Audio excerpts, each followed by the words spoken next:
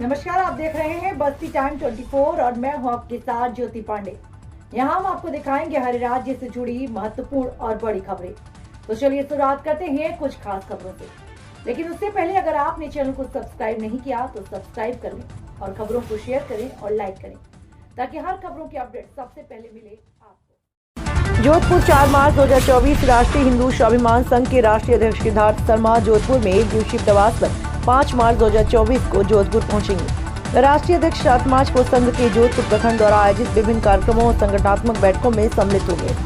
संघ के electronic media सचिव राष्ट्रीय अध्यक्ष एवं जोधपुर प्रखंड के जिलाध्यक्ष विष्णु सरगरा ने बताया कि संघ के राष्ट्रीय अध्यक्ष सिद्धार्थ शर्मा 5 मार्च को जोधपुर पहुंचेंगे।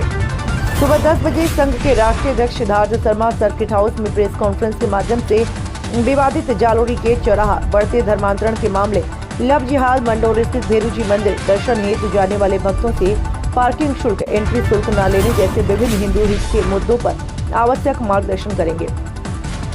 तत्पश्चात सुबह 11 बजे रायकावागे स्थित युगल जोड़ी बाबा रामदेव मंदिर दर्शन पूजन, सुबह 11:30 पर विवादित जालोरी गेट चौराहा का अवलोकन, दोपहर 12 बजे नवी चौपासनी रोड स्थित नकटी पुलिया पर स्वागत कार्यक्रम, दोपहर 12:15 पर नगर निगम वार्ड संख्या 14 उत्तर प्रदेश स्थित कार्यालय के बाहर स्वागत कार्यक्रम, दोपहर 12:30 पर पंचोलिया नाड़ी स्थित बाबा रामदेव मंदिर के बाहर स्वागत कार्यक्रम, दोपहर 12:45 पर पंचोलिया नाड़ी स्थित प्याऊ के बाहर स्वागत, दोपहर 1 बजे पंचोलिया नाड़ी स्थित कबीर मठ में अल्पाहार, महाप्रसादी नए कार्यकर्ताओं को सदस्यता ग्रहण, दोपहर 1:30 पर जिलाध्यक्ष आवास पर संगठन चर्चा, दोपहर 2 बजे लाला लाजपत राय कॉलोनी स्थित मातृशक्ति वाहिनी द्वारा स्वागत, दोपहर 2:15 पर चौपासनी रोड स्थित नाइयों के बगीचे में सर्व समाज बैठक, दोपहर 2:30 पर सूरसागर स्थित बड़ा रामद्वार दर्शन पूजन करेंगे।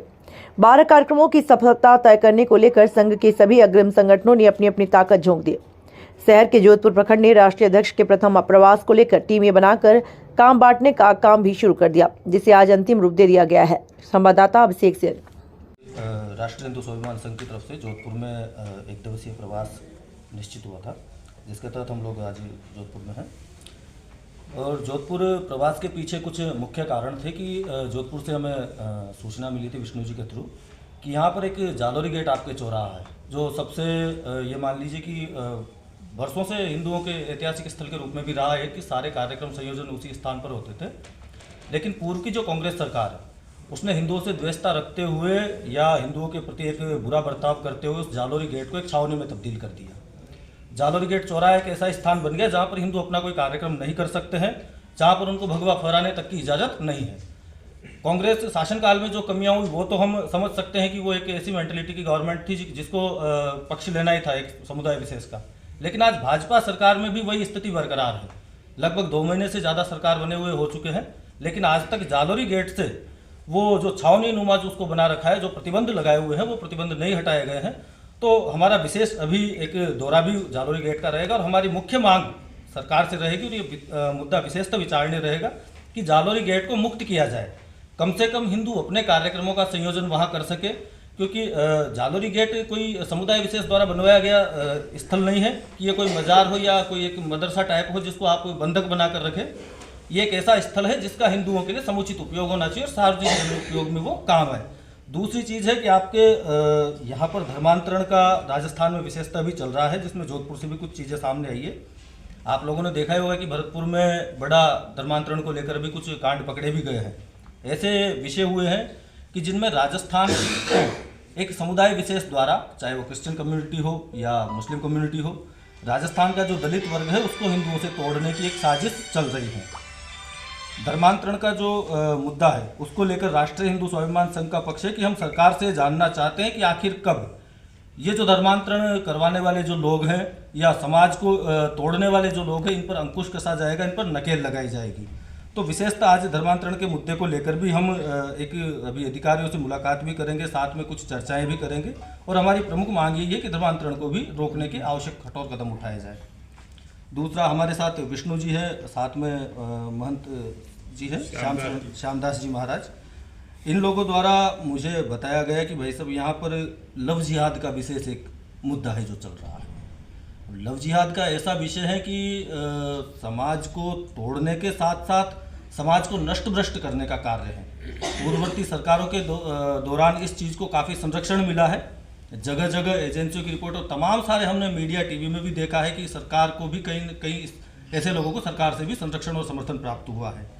लव जिहाद के मुद्दे को रोकने के लिए हम पूरा सरकार से मांग और प्रयास करेंगे कि इसको रोका जाए, ताकि कम से कम हिंदू जो बालिकाएं हैं वो सुरक्षित रहें। अगर नहीं रहती है तो फिर हमारा संगठन की ओर से भी एक स्टैंड रहेगा कि यदि कोई व्यक्ति ऐसा करता हुआ पाया जाता है, कोई लव जिहाद में इन्वॉल्व रहता है, तो इंस्टेंट उस व्यक्ति को जो सजा देनी हो, राष्ट्रीय हिंदू स्वाभिमान संघ के कार्यकर्ता कानून हाथ में लेने से बिल्कुल भी नहीं चूकेंगे।